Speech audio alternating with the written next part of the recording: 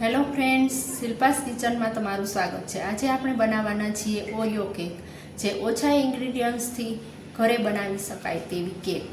તો તેના માટે આપણે લેશું 20 થી 22 નંગ જેટલા ઓરિયો બિસ્કિટ, દૂધ, ખાંડ અને બેકિંગ પાવડર। તો ઓરિયોમાંથી આપણે ખોલીને ક્રીમ અલગ કરી લેશું।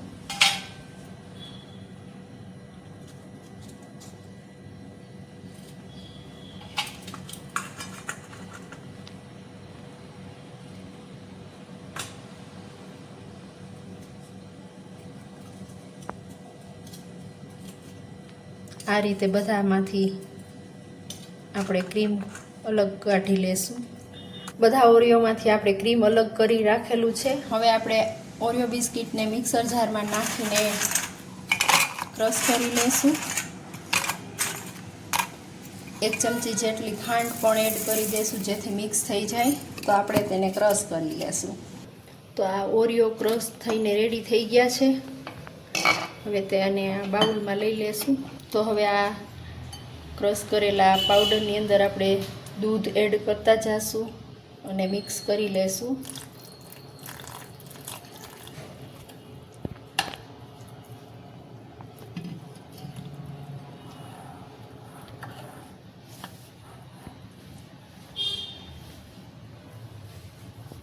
જરૂરિયાત પ્રમાણે દૂધ એડ કરશું।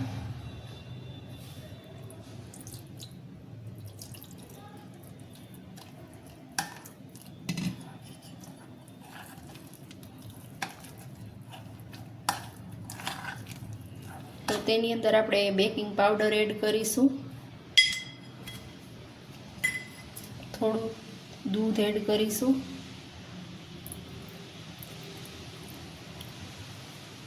અને બધું બરાબર મિક્સ કરી લેશું।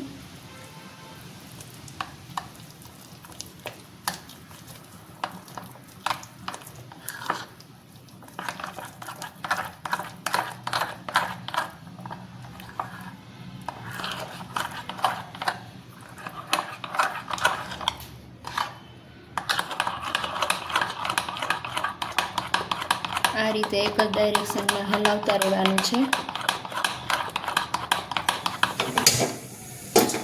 એક તપેલીમાં આપણે મીઠું પાથરી દેશું।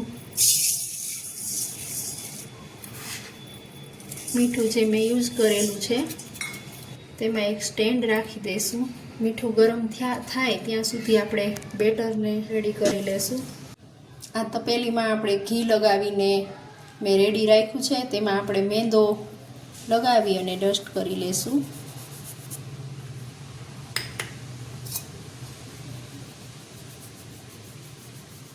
આ રીતે ફરતી બાજુ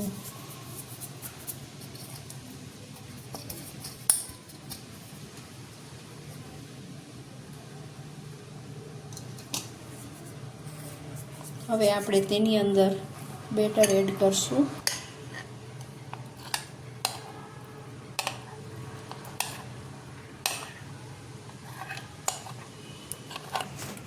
હવે આપણે આ તપેલી ગરમ થઈ ગઈ છે તેની અંદર આ બેટરને રાખીને ઢાંકી દેશું।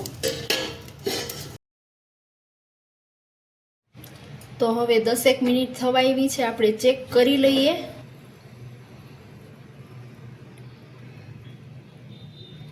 તમે જોઈ શકો છો સ્ટીક બગડી નથી અને કેક બની ગઈ છે, રેડી થઈ ગઈ છે। તો આપણે કાઢી લેશું। પાણી ગરમ થઈ ગયું છે। હવે આપણે એને ઉપર ચોકલેટ મેલ્ટ કરી લઈએ।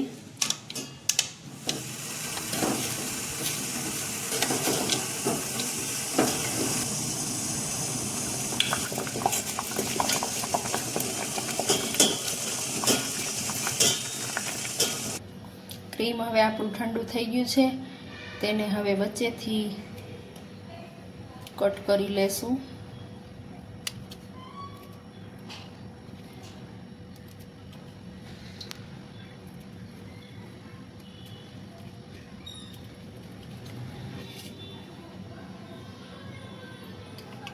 હવે તેનું આપણે ફ્લાવર બનાવીશું।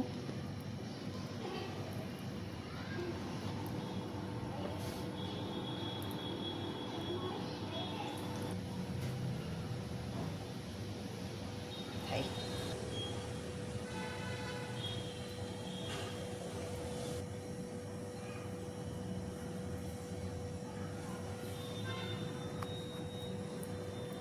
આ રીતે આપણે ફ્લાવર બનાવી લેશું. તો કેક ઠંડી થઈ ગઈ છે. આપણે છરીથી આ રીતે ફરતી બાજુ ખેડી લઈએ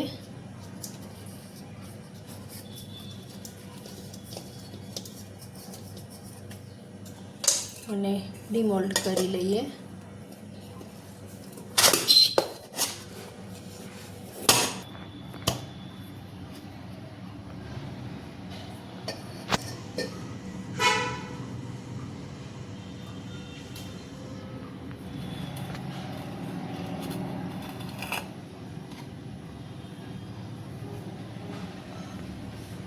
હવે આપણે ચોકલેટ ક્રીમ લગાવી દઈએ.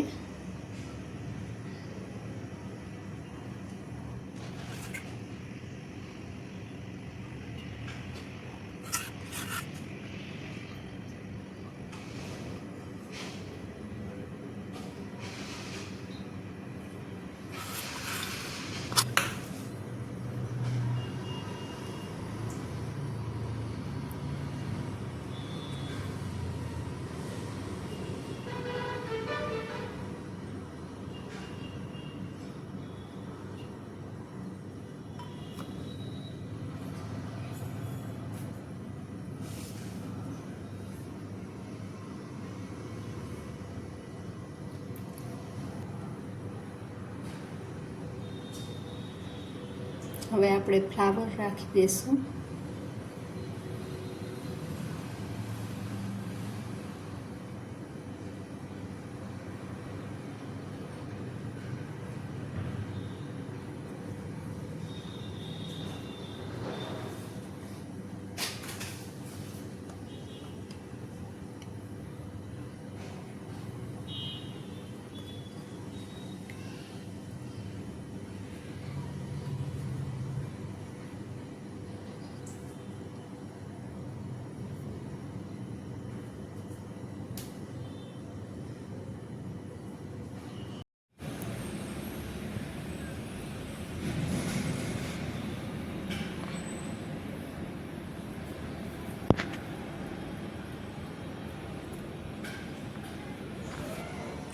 જો તમને મારો આ વિડીયો પસંદ આવ્યો હોય તો વિડીયોને લાઇક કરજો, શેર કરજો અને મારી ચેનલને સબસ્ક્રાઈબ કરજો તેમજ બેલ આઇકન દબાવવાનું ન ભૂલતા.